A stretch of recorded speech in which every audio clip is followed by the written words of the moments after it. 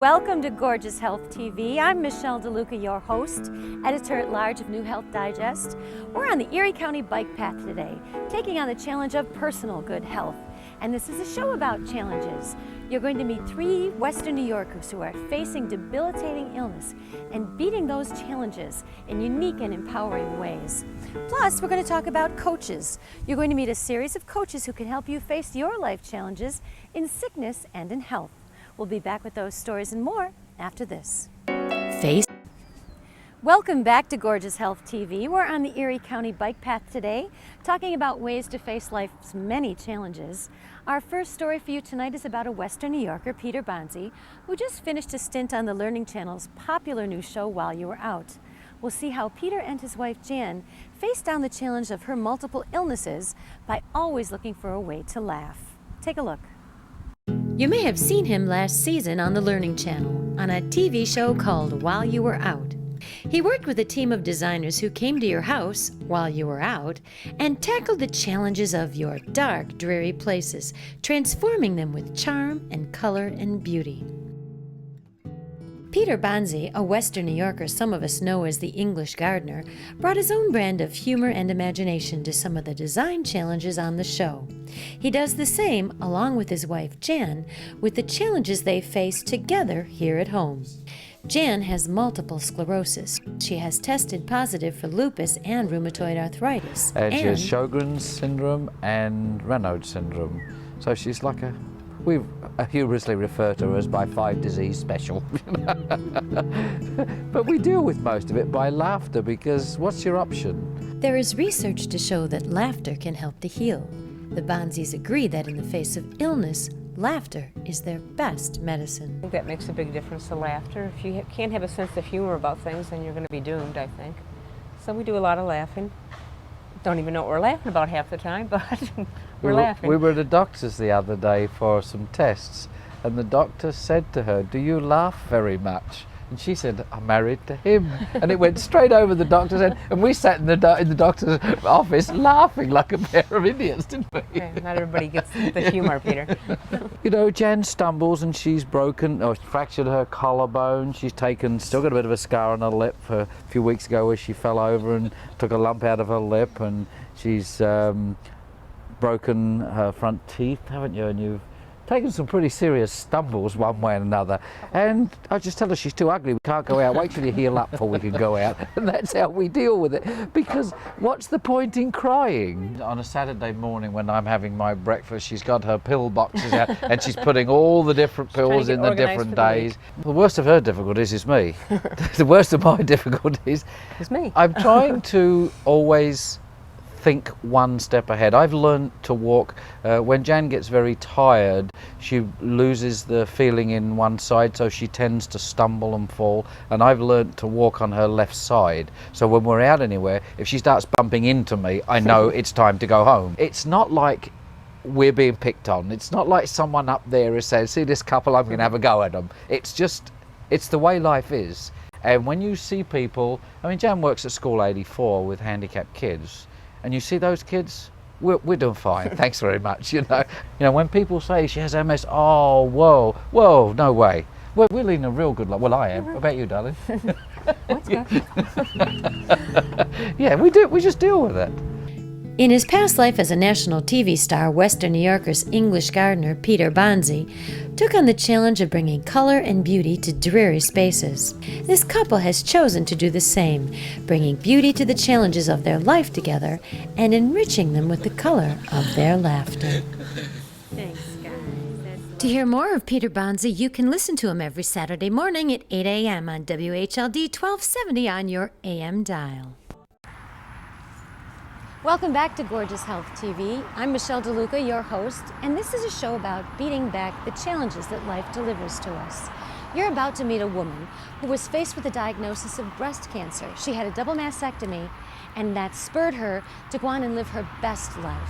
Her name is Loretta Kaminski, and she's amazing. Take a look. Loretta Kaminski had been a kindergarten teacher for nearly 2 decades when disaster struck. I was 37 years old when I was diagnosed with breast cancer. I don't have to tell you how devastating it is for a 37-year-old woman to be told that she needs a double mastectomy. And in 1972, things had not progressed as well as they have today. And truthfully, I felt it was a death sentence. To that day, she had led a wonderful life with a successful attorney husband and 3 beautiful children. But she was about to learn the true meaning of support. My husband is an amazing man. I mean, he said to me very upfront, I did not marry you for your breasts. They are an appendage, and it's time to get on with our lives. And that's what we did. But I realized at that moment, when I came home from the hospital, that this is not the way I want to be remembered. That I need to find a way that people are going to remember that Loretta Kaminski's been here. And so that was the start of Loretta's chocolate-making adventure, but we're getting ahead of ourselves. The chocolate business started with an idea uniquely Loretta's, a 3-dimensional chocolate rose. Her family continued their support. And so now in the evenings, my husband and my 3 children would be on the couch watching television, wrapping these roses, putting them together, and putting them in the boxes, and they were my production line. I had been reading USA Today, and I decided that that's where Loretta's needed to be. And of course, everyone laughed at me. They thought, oh yeah, sure, you know, what are you smoking? That you're going to be in USA Today. I said, you just wait. Well, it took about 7 months, and I got a call from a gentleman who said, I'm a reporter with USA Today. And my editor, who is the editor of the money section, and I was hyperventilating at the time, said, look up this woman and see if she's still in business. This might be a great article for Valentine's Day. And he said, would you like to be the cover story on Valentine's Day? I said, you bet.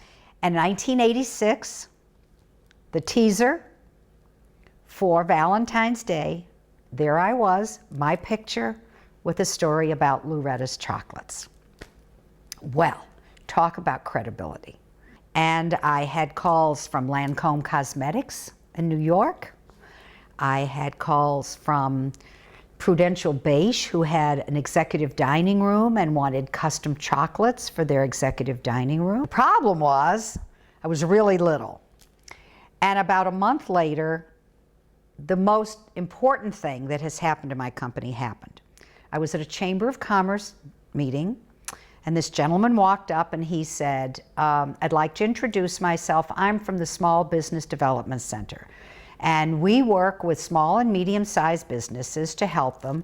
Would you like some help? And I said, whoa, yes. That man, Jan Pansanchian, helped guide Loretta's chocolate business into the national spotlight. She opened a new manufacturing facility and launched a new line of chocolate-covered popcorn. She used her formidable charm to talk her way into spots on QVC and the Home Shopping Network. Her daughter Ellen joined the company, and soon after, Disney called. Success was a delicious treat, earning her many awards, including a certificate from the White House. Last summer, she sold her business to a Denver company. Her 4-week retirement was making her crazy when Maureen Mullane Rusk of Canisius College requested her help to obtain some grant money for a women's business center. About 6 weeks after I sold my business, the phone rang one day, and it was Maureen. And she said, we got the grant. Canisius College is going to have a women's business center. And I took a moment and I said to her, would you hire me? Now Loretta Kaminski has a new sweet passion. She sells the idea of business success to women from all over Western New York. This past January, the Women's Business Center at Canisius College opened.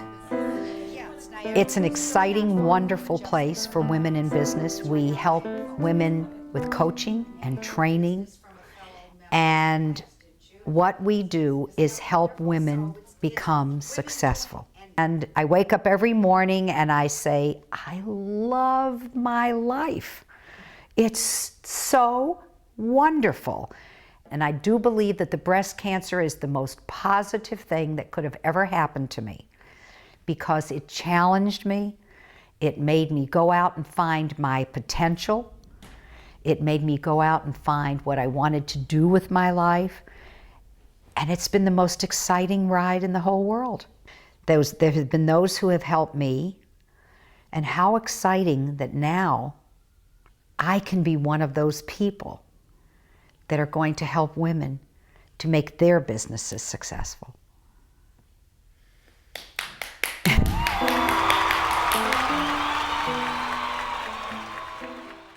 Loretta Kaminski is my role model for success in both business and life in general. If you want to know more about her and the Women's Business Center at Canisius, you can visit our website at gorgeoushealth.com. Next up is a story for you about a little boy in North Tonawanda facing a debilitating illness that threatens his entire world. You meet the amazing family and friends who surround them, and who, in their mission to help him, have now reached out to children like him around the country. Take a look. Can you pull it? I can do it. I can do it. Here you go. What do you do with them? His name is Kale Robert Sheasley, and to meet him is to love him. What's your favorite store you like to go to? Home Depot. No. Who likes that store? Me. And who else? Daddy. What do we get there? And then M&M. M&M. Everything was perfect his first year of life.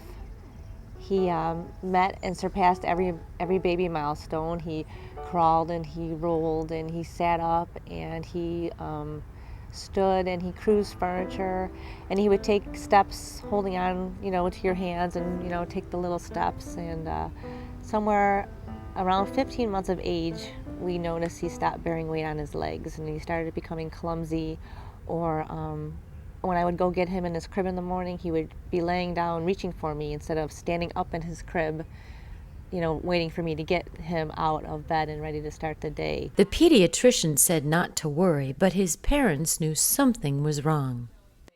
Their small son endured 2 months of testing before they got the answers they did not want. Since all the tests came back on Kale negative, we're going to get some rehab on him. We can do this. We can make him strong again.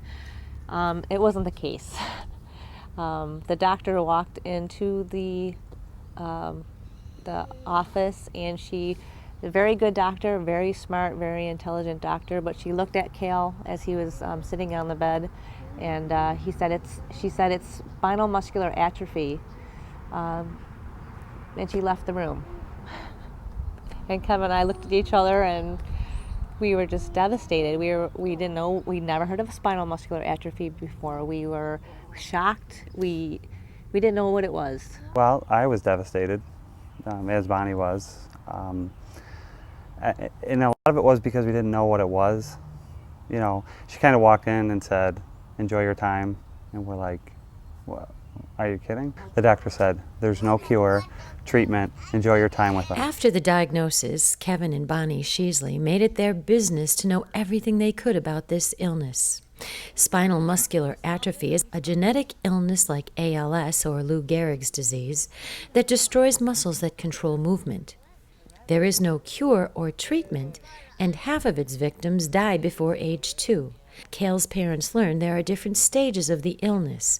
Kale is in a stage 2. After that initial hard shock, we realized that, he was probably a type 2. And and we had a lot of hope because he was so healthy. He was so healthy at that time. He just didn't have the ability to walk anymore, or bear weight on his legs. So and from there we've adjusted. A lot of things that we have thought we'd be doing now, we've made adjustments in our lives, so we do different things. This is what Kale Robert Sheasley's family does now, fundraisers of any and all types. Last year, family and friends raised $20,000 for research. The 4 grandparents are actively involved, as are aunts and uncles and friends, who both bake and buy the goodies at this bake sale.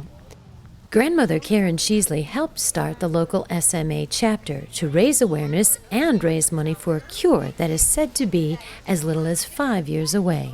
Bonnie and I started out not really knowing what we wanted to do, but we wanted to focus our energy someplace. And the best vehicle was through the families of spinal muscular atrophy. Diane Blair, whose youngest son has SMA, says her family is overwhelmed by the community Just knowing support. all the friends and family that want to help. Everyone calling, what can we do? We had friends today bring baked goods to sell, which was a great support, and it's very overwhelming just knowing what people want to do. And the surprising thing is that nobody really knows much about this disease. So the fundraising is fun, but it's a lot of hard work. But again, being part of the effort to find a cure for SMA, it makes you happy inside. It makes you feel like you're a part of something big and bigger than you can ever imagine. But SMA has no celebrity behind them. We're just moms and dads and normal people. I mean, but we're making a difference because in the first quarter of this year, on all the chapters in the United States, we were able to raise $300,000 just out with our baked good sales and our car washes and garage sales and. They're just a typical Western New York family facing a daunting challenge to keep their son well. Fortified by the support of family and friends, their efforts to do so touch the rest of the world, kinda like dandelion seeds on the breath of a child. A little more. A little more. Nice. There it is. Yay! On Saturday, August 7th at Beaver Island State Park, you can join the family and friends of Kale Robert Sheasley at the first annual Smart Walk for a Cure. It's a fundraiser for the Western New York chapter of Spinal Muscular Atrophy. Help find a cure for the #1 genetic killer of children under 2. Call 716-622-0804.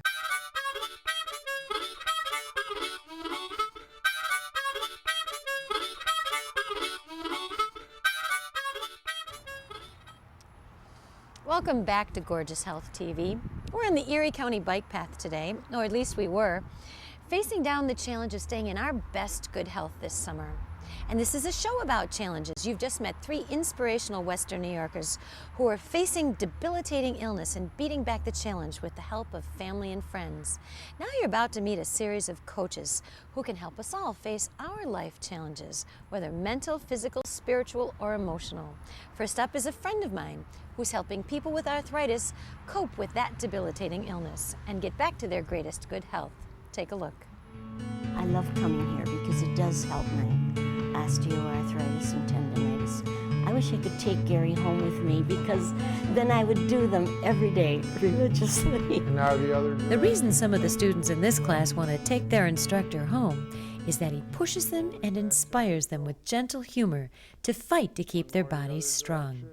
It's hard for them to exercise when their joints are stiff and inflamed, so it's pretty impressive that this group has chosen to exercise at all. But this class at Kenmore Mercy Hospital is designed just for them and people like them, people with arthritis. What makes this class different is the approach that we take. Every person exercises to their own ability. They don't try to keep up with the instructor, or they don't try to do as well as the person that they're sitting next to. The class is sponsored by the Arthritis Foundation. It's called PACE, meaning People with Arthritis Can Exercise. Instructor Gary Klink has designed a unique program that is gentle on the joints with emphasis on building muscle. In 1971, I started working with people at the Veterans Hospital, and I had an opportunity to watch people age. And as they age, my job was rehabilitation through exercise, and I found some of the typical ways of working with people with arthritis to attempt to strengthen them was not always the way that I felt was best. We exercise the muscles, we try to increase the strength of the muscles that support the joints. We don't want to irritate the joints. We want to strengthen and maintain range of motion in the muscle groups that surround the joints. So many people I've talked to that said, Gary, you're my last chance. Being a person with arthritis myself, In my back and my joints, I understand a little bit of what they're going through, but as I get older, I think I understand it a little more. And arthritis is a very, very debilitating disease if you let it. It's very painful, but you just have to do the best you can. And I think to take care of yourself, learn proper things to do is the best way to approach arthritis. Wonder if these gentle exercises can possibly be effective? These students swear by the benefits they've gained.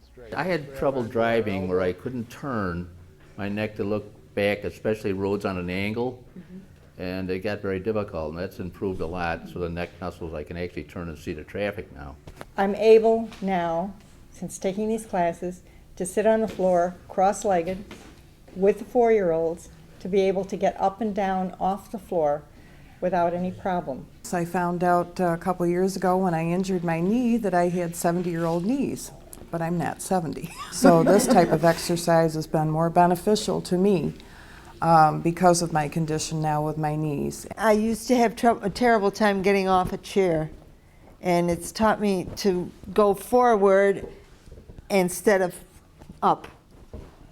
A lot of people see me and they initially they wouldn't think there's anything wrong. But in a class like this, I feel like I belong. I tell everyone when they start the program that today's the first day of the rest of your life, that we can't do anything about what's happened in the past.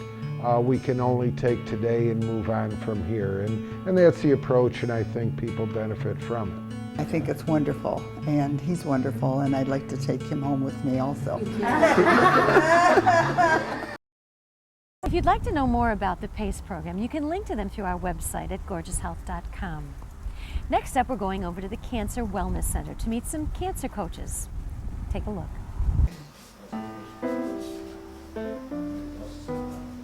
On one of those precious Western New York days when the weather is just perfect, a group of people who know about living in the moment took a break from the day and went to sit in the park to share a conversation about an organization dear to all of their hearts. These are some of the faces of the Cancer Wellness Center, a place devoted to the concept of mind-body medicine and the ability of the mind to assist in the healing of the body. Hillary Rucklin, whose mother faced a cancer diagnosis, started the center 6 years ago as a place to encourage and educate people living with cancer. Betty Lou McLaughlin has beaten cancer 3 times. She now considers herself blessed to be a cancer coach. Bill Grossman is an attorney who is now also a cancer coach because he knows how much he could have used a coach when he faced off with his own cancer. When you feel that awful and depressed and that you're never going to make it, it just would have been a tremendous feeling. It would have given me, I would think I would have gotten through it faster and better. Betty also could have used a cancer coach. I did not have a cancer coach with the kidney cancer or with the lung cancer, and it was very difficult because no one understood. I call it the emotional roller coaster, the black hole, 3 o'clock in the morning when you think your life is over and you're terrified and there's no one to talk to. The best thing to do is see a guy like me who was nearly dead and now is happy, healthy, and I'm like the $6 million man. They made me better than I was before. There was such a difference when there's someone to support you, to listen to you. Bill Potter, a cancer researcher, lost his wife to cancer. She started the area's first cancer coach program. She always used to say, I'd like to meet somebody who's had this disease and survived it. Through Director Rucklin, the center offers cancer coaching, classes on issues like spirituality and healing, and the most unique class of all. We've developed a program at the University of Buffalo Medical School, which is the only one of its kind in the nation, teaching medical students how to deliver bad news with compassion and empathy. We've trained thus far over 750 medical students, and they have voted this as the best class they've had since they've come to medical school. Bill, the cancer researcher and scientist, now teaches both patients and doctors about facing the facts, especially the fact that nearly anything is possible. Your life is a coin in the air, and the outcome is unknown, in spite of what you think you know about the statistics. And that's true whether the statistics are 50-50 or whether they're 90-10. Bill Potter's wife, Mary Ann, was a professor of nursing when she was diagnosed with a rare tumor. Her attitude was, well, yeah, I know we're all going to die, but I'm not dying today and I'm not dying tomorrow. And so she was able to live a lot longer than she probably otherwise would have and have a better quality of life. I'm not dying today and I'm not dying tomorrow. Sometimes when you're facing the greatest challenge of your life, that is all really that you need to know. The last coach I want you to meet tonight is a life coach who can help you through the many challenges that life delivers and tell you how to get a life coach of your own. Watch. I am a personal, professional, and business development coach, which means that I help people achieve their goals. I help them move from one place to the next. We arrange to meet once a week for a month on the phone, and we set a goal plan for the entire month, and then achievable goals throughout each week. We're busy, life keeps happening, or we start off really energetic and excited about achieving the goal, and then something happens to stop us. And when you're working with a coach helps to mirror back to you and helps you to see what it is that's stopping you from achieving your dream. So you can log on to my website, which I think you'll see at the bottom of the screen sometime, and get all the information that you'd like and come out and meet some of us. Well, that's about it for us at Gorgeous Health TV. I hope this show has offered you a little inspiration, a little comfort, and a little hope. Until I see you again, stay in your great, most gorgeous good health. Bye-bye. Gorgeous Health TV is also sponsored by New Health Digest. For information on where you can get your free copy, visit newhealthdigest.com.